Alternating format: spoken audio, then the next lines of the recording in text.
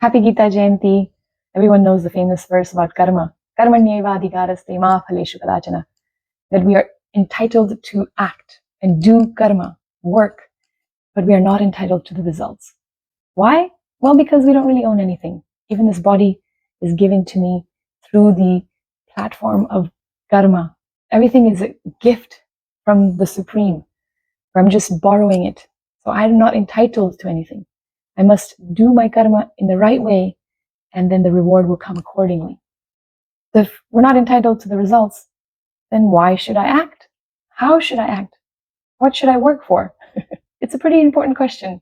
And Krishna explains this rahasya in the next chapter called Karma Yoga. He says, Yajñarthat karmano nyatra lokoyam karma bandhanaha tadartham karma kaunteya mukta sangha samachara.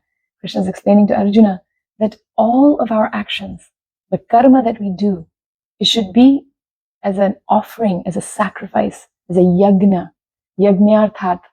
If we do not work as a sacrifice, then all of our actions, all of our activity that we do in this lifetime binds us, karma bandhana. If we only work for lokoyam, like if we just work for material benefits, just for me and mine, just to satisfy this, the urges of the senses, then we will be bound by that karma.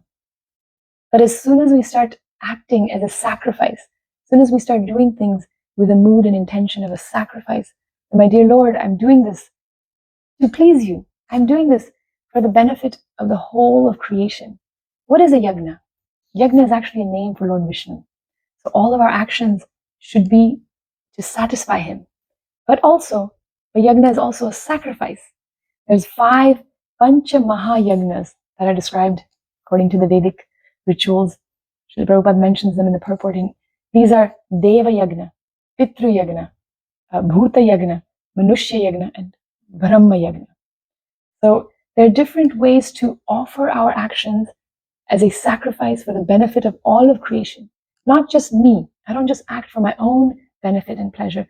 Not just for the pleasure and benefit of my own family or my nation, but for all of Manushya, all the Devas, all the Pitris and the ancestors, all the Bhutas. Bhutas includes all the animals and trees and the living things that you can see. It even includes the Bhutas that you cannot see. So this is the beauty of Sanatana Dharma, that our actions should be for the benefit of all. And when we act in that mood, for that purpose, then that action and karma does not bind us. Otherwise, we are bound by the reactions of the karma, and we continue in the cycle of birth and death because we're being selfish, because we're using the resources of creation for selfish reasons.